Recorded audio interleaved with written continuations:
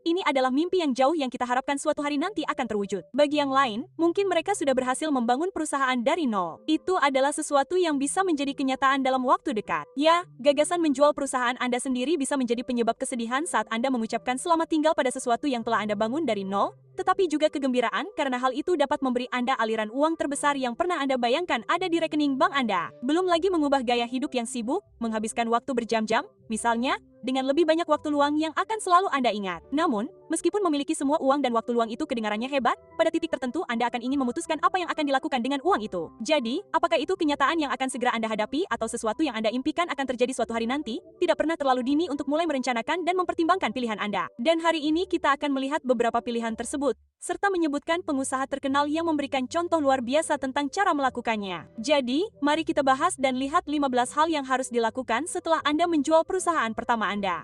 Selamat datang di alux.com, tempat para miliarder masa depan datang untuk mendapatkan inspirasi. Jika Anda belum berlangganan, Anda akan kehilangan banyak hal. Every ding is an order, guys. Oh my gosh! Oh my gosh!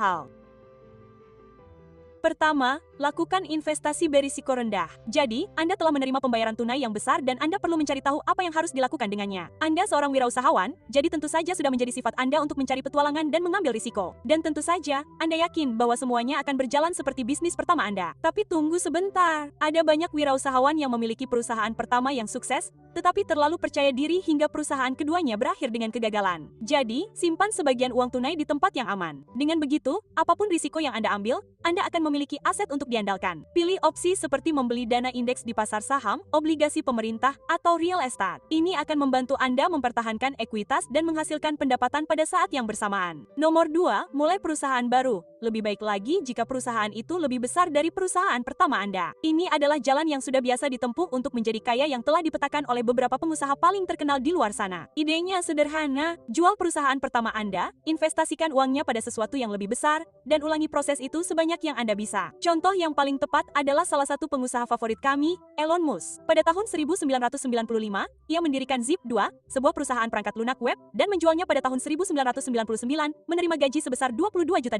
Hanya sebulan setelah menjualnya, ia menggunakan uang itu untuk mendirikan X.com, yang kemudian bergabung dengan PayPal. Dan pada tahun 2002, eBay membelinya seharga $1,5 miliar.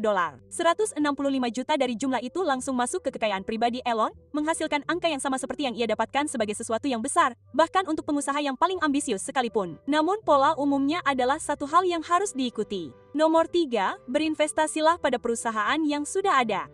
Daripada mendirikan sesuatu dari awal lagi, Anda bisa terlibat dengan perusahaan yang sudah berjalan, tetapi hanya membutuhkan dorongan untuk benar-benar berkembang. Dan karena Anda seorang wirausahawan dengan rekam jejak kesuksesan, memiliki banyak keahlian, dan sekarang uang tunai, Anda bisa saja menjadi bahan yang hilang itu. Dan sebagai contoh buku teks kita tidak dapat menahan diri untuk memilih wirausahawan yang sama seperti sebelumnya, Elon Musk. Saat ini, kita sangat mengaitkannya dengan Tesla, sehingga mudah untuk melupakan bahwa dia bukanlah salah satu pendiri asli. Ketika dia bergabung, Tesla tidak lebih dari sebuah perusahaan rintisan yang menjanjikan, tetapi tidak memiliki rekam jejak yang terbukti. Dan tidak ada yang meragukan bahwa keterlibatannya yang membawanya ke tempatnya sekarang.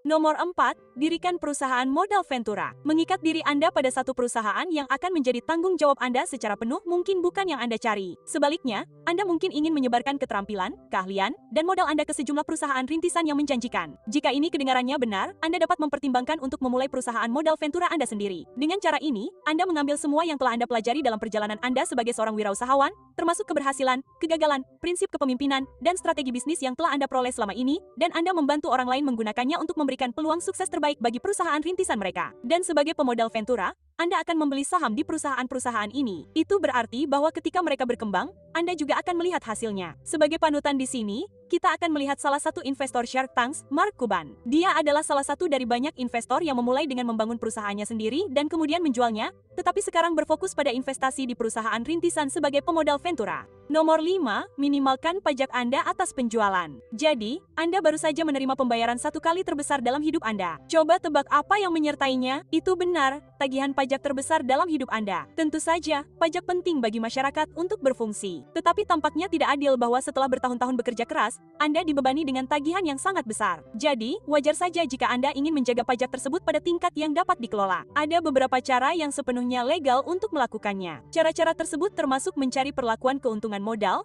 menerima pembayaran dalam bentuk saham, yang dapat bebas pajak jika disusun dengan benar, menempatkan sebagian dana ke dalam perwalian untuk anak-anak atau orang-orang terdekat Anda, mengurangi beban pajak Anda dengan memberikan sumbangan amal, dan menempatkan sebagiannya ke dalam investasi bebas pajak. Apa saja pilihan Anda dan bagaimana Anda dapat memanfaatkannya akan bergantung pada negara tempat Anda berada dan situasi Anda. Kecuali Anda memiliki kualifikasi dalam hukum perusahaan dan hukum pajak, Anda sebaiknya mendapatkan nasihat dari seorang ahli. Sebagai contoh utama seseorang yang melakukan ini dengan benar, kami memilih hampir setiap orang kaya yang dapat Anda pikirkan. Mereka adalah orang-orang yang tidak pernah bermasalah karena penggelapan pajak. Karena Anda ingin melakukannya secara legal dan tidak berakhir di penjara. Orang kaya paham cara meminimalkan hal ini. Jadi, jika menjual perusahaan pertama Anda telah menjadikan Anda anggota klub orang kaya, sekarang saatnya untuk bersikap bijak. Mulailah bertindak seperti orang kaya sekarang dan minimalkan pajak Anda.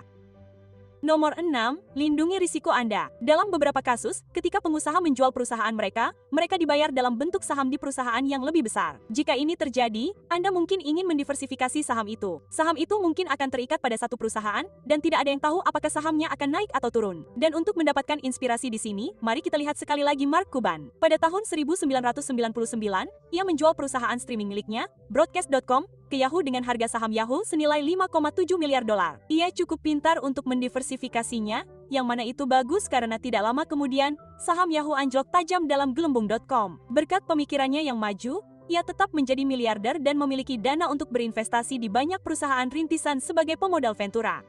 Nomor 7, dirikan Badan Amal atau LSM. Kita semua punya ide sendiri tentang bagaimana dunia bisa menjadi tempat yang lebih adil atau lebih baik, dan kita ingin mengubah kesalahan menjadi kebenaran. Namun, jarang sekali kita memiliki kesempatan untuk mengambil tindakan yang akan memberikan dampak besar di luar lingkup pengaruh langsung kita. Namun, Anda baru saja mendapatkan banyak uang dan mungkin punya lebih banyak waktu luang. Jadi, jika Anda merasa cukup kuat tentang sesuatu, sekaranglah saatnya untuk melakukan sesuatu. Dan bukan kebetulan jika banyak pebisnis hebat di luar sana memiliki gelar filantropis yang melekat pada daftar panjang deskripsi pekerjaan mereka. Sebagai seorang wirausahawan, menurut definisi, Anda melakukan hal-hal yang memecahkan masalah dan membuat perbedaan. Dalam skala yang lebih kecil, ini bisa berarti menyumbang untuk amal atau terlibat dalam kegiatan sukarela sambil menunggu ide bisnis Anda berikutnya muncul. Atau Anda mungkin ingin melangkah lebih jauh dan mendirikan badan amal atau organisasi non-pemerintah Anda sendiri. Untuk menginspirasi kita di sini, siapa lagi yang bisa kita andalkan selain Bill dan Melinda Gates, yang dinobatkan sebagai filantropis paling dermawan di AS sejak mereka memulai Bill and Melinda Gates Foundation pada tahun 2000. Mereka telah menghabiskan lebih dari 36 juta dolar untuk proyek-proyek yang bertujuan untuk meningkatkan kesehatan global, bantuan darurat, pendidikan, dan memberantas kemiskinan, dan masih banyak lagi. Nomor 8, bagikan pengetahuan bisnis Anda dengan menulis buku atau menjadi pembicara publik. Fakta bahwa Anda berhasil dengan perusahaan rintisan Anda berarti bahwa pengetahuan dan keahlian yang Anda miliki sangat dihargai oleh orang lain yang berada di posisi yang sama dengan Anda beberapa tahun yang lalu. Kita telah membahas tentang jalur pemodal Ventura, tetapi itu mungkin terlalu banyak komitmen bagi Anda dalam hal uang dan waktu. Jika Anda komunikator yang hebat, Anda dapat membagikan pengetahuan ahli Anda dan menghasilkan uang dari penjualan buku, berbicara di acara untuk perusahaan rintisan, dengan membuat situs web, blog, atau vlog, atau menulis kursus daring di bidang apapun yang Anda kuasai. Ada banyak orang yang dapat kita jadikan inspirasi di sini, termasuk Warren Buffett dan Tony Robbins, yang telah menulis buku tentang pengetahuan bisnis mereka dan sangat dihormati sebagai pembicara publik, atau seorang pengusaha dan pembicara motivasi yang sangat aktif akhir-akhir ini, Gary Vaynerchuk. Selain meningkatkan pendapatan bisnis anggur keluarganya dari 3 juta dolar setahun menjadi 60 juta dolar setahun, ia ikut mendirikan aplikasi reservasi restoran, Ray, yang dijual ke American Express. Namun, ia paling dikenal karena tur berbicara di depan umum yang membagikan pengetahuan bisnisnya dengan para pengusaha yang sedang naik. Most leading wholesale platforms under Alibaba Group offer direct factory discounts to small overseas businesses.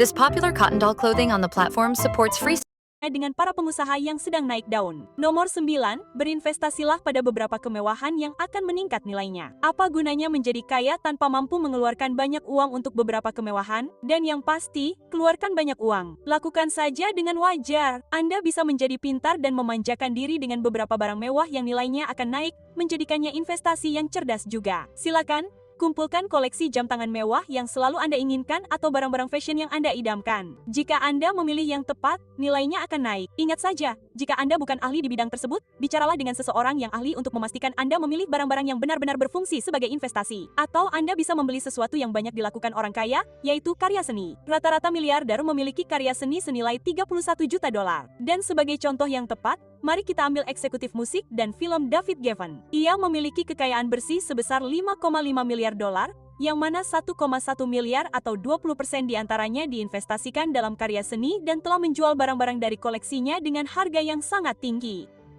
Nomor 10.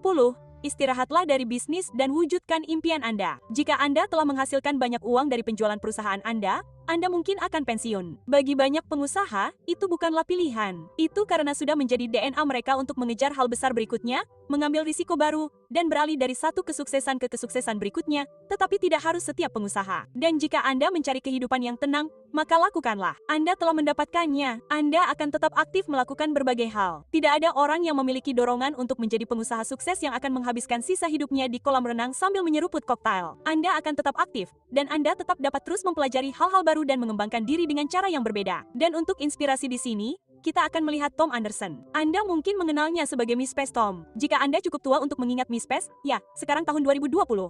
Kita dapat menyebutnya sekarang. Dia adalah orang yang muncul di akun Anda sebagai teman Miss Pes pertama Anda. Jadi, sepertinya saat yang tepat untuk mengobrol dengannya. Setelah meninggalkan situs jejaring sosial yang didirikannya, ia menjalani sejumlah peran penasihat di perusahaan rintisan. Namun baru-baru ini, ia menyatakan bahwa ia menikmati hidup sebagai fotografer perjalanan. Dan dia menggunakan kekayaannya yang diperkirakan mencapai 60 juta dolar untuk pergi ke lokasi-lokasi eksotis dan mengunggah foto-foto indah dimanapun dia berada di akun Instagram dan Twitternya. Sungguh kehidupan yang luar biasa. Baiklah, Alexa, entah Anda pernah ke sana, melakukannya, atau hanya memimpikannya. Bagi Anda, apa hal yang paling mengasyikkan tentang kehidupan setelah menjual perusahaan Anda? Beritahu kami di kolom komentar. Dan tentu saja, karena tetap bersama kami sampai akhir, inilah bonus yang sangat pantas Anda dapatkan. Satu nasihat terakhir untuk setiap pengusaha yang menjual perusahaan pertama mereka. Belajarlah untuk mengatakan tidak. Bahkan jika Anda tidak berencana menjadi investor malaikat atau pemodal Ventura, Anda harus belajar cara menolak orang seperti mereka. Begitu orang mengetahui siapa Anda, mereka akan mulai menawarkan ide-ide kepada Anda seolah-olah tidak ada hari esok. Beberapa di antaranya mungkin merupakan ide-ide hebat dan dengan keahlian bisnis Anda